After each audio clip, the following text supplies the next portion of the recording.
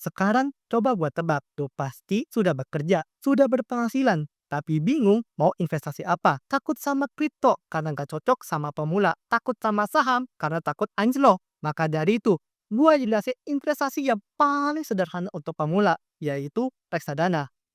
Let's go!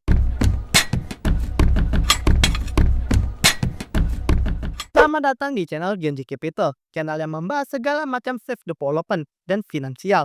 Nama gua Panggah dan pada kali ini gua akan menjelaskan apa itu reksadana. Nah, investasi reksadana ini paling cocok untuk pemula dikarenakan investasi ini adalah investasi paling mudah untuk dibeli. Cuma modal 100.000 atau 10.000. Daripada lu habisin duit berselot, mending lu investasikan saja bukan toh. Lagi pula, setidaknya itu bisa lawan inflasi. Tanpa basa-basi, langsung aja lu klik subscribe di bawah ini. Jangan lupa klik lonceng notifikasinya agar gue bisa semangat untuk berpotensi ya.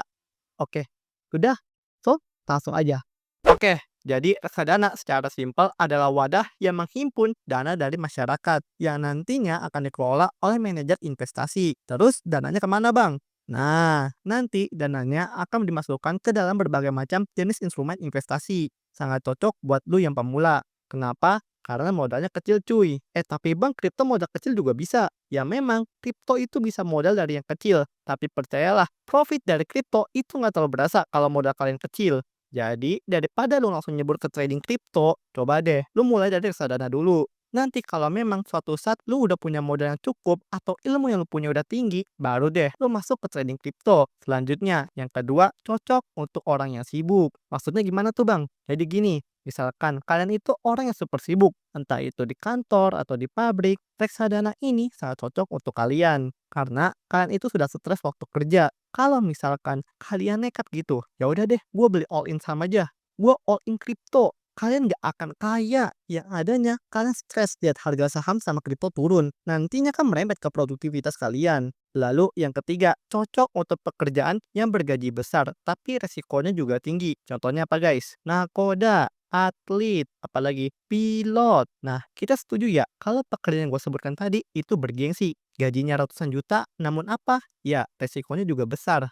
Nakoda sekali nabrak ya tenggelam. Atlet sekalinya cedera, karirnya hancur. Dan pilot kalau sekalinya gagal mendarat, ya pasti wassalam. Dengan resiko sebesar itu, gak mungkin dong kalian mau menaruh semua uang hasil jerih payah kalian ke aset yang beresiko. Ya bayangin aja, misalkan kalian atlet udah punya miliar rupiah, tapi tiba-tiba miliar rupiah itu ludes seketika karena ditaruh ke aset yang beresiko. Gak mungkin dong kalian jadi atlet selamanya. Akan ada anak muda yang lebih jago dari kalian. Akan ada masa di mana kalian udah harus pensiun. Dan disitulah investasi reksadana akan sangat membantu. Nah, ada nggak sih bang kekurangan dari investasi reksadana ini? Tentu saja ada dong.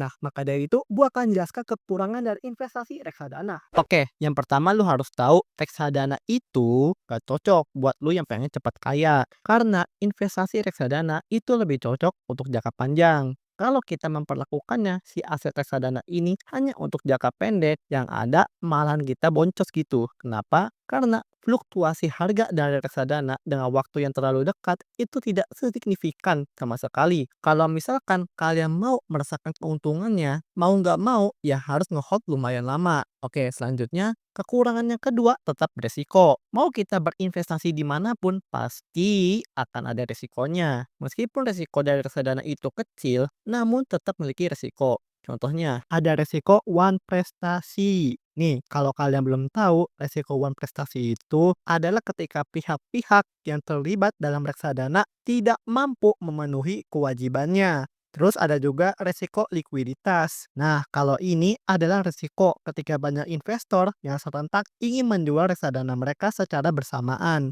Kalau itu terjadi, dapat membuat manajer investasi kesulitan menyediakan dana tunai untuk memenuhi permintaan penjualan tersebut. Oke bang, lu sudah menjelaskan kelebihan dan kekurangannya. Lalu bagaimana berinvestasi reksadana? Oke, yang harus lu tahu ada 3 step dalam memulai investasi reksadana. Step pertama, lu harus menggunakan uang dingin. Jangan pakai uang dapur, uang pinjaman atau semua hasil gaji lu. Pakailah modal yang kecil terlebih dahulu. Dikarenakan tujuan kita adalah familiar sama investasi ini. Selanjutnya, step kedua, lu boleh nambahin jumlah modal yang lu miliki. Tapi jangan besar-besar banget lah. karena kan ini masih di pertengahan. Untuk di step kedua ini, yang lu lihat jangan berapa nominal rupiah yang lu miliki, tapi lihat persentasi berapa persen di reksadana yang lu beli. Semakin besar persenannya, semakin bagus. At least di atas bunga bank pun udah oke. Lalu yang step terakhir, tambahkan modal yang lumayan besar karena lu sudah paham sepenuhnya. Tapi perlu diingat, meskipun untuk step yang terakhir ini, lu boleh menambahkan modal yang lumayan banyak, tapi tetaplah pakai uang dingin. Oke, segitu aja. Thank you banget udah menonton video dari YouTuber kecil ini. Gua Pangga Rahayu dari Genji Capital. Adios.